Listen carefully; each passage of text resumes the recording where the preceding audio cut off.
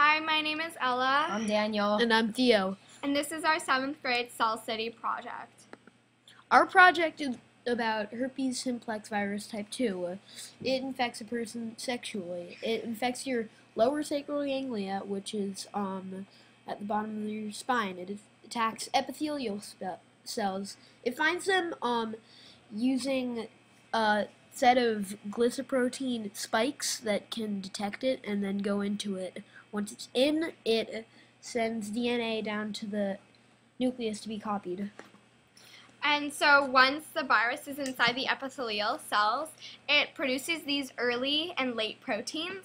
The early proteins are used for replicating the virus so that's basically the copy machine for the virus.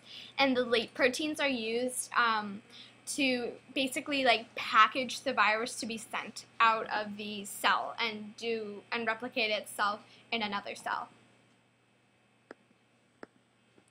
So, herpes simplex virus affects the epithelial cell by attaching the edge of the virus to the cell. It then opens a pore in the cell and goes into the pore and goes into the cell, closing the pore behind it.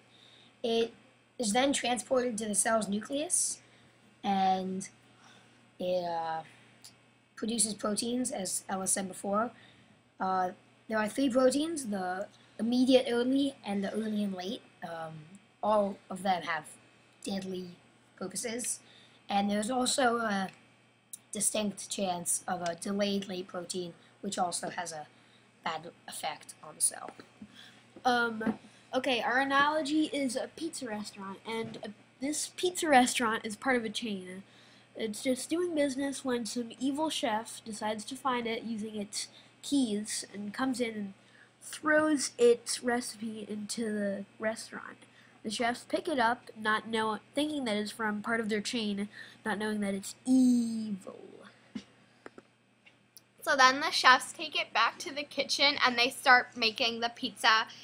As you can kind of see in our model here, the oven in the far right corner.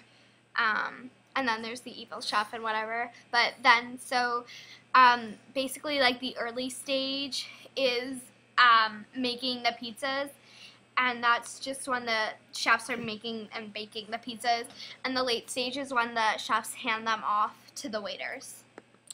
So, unfortunately, the chefs do not know that the pizza is poisonous, so the recipe keeps killing people.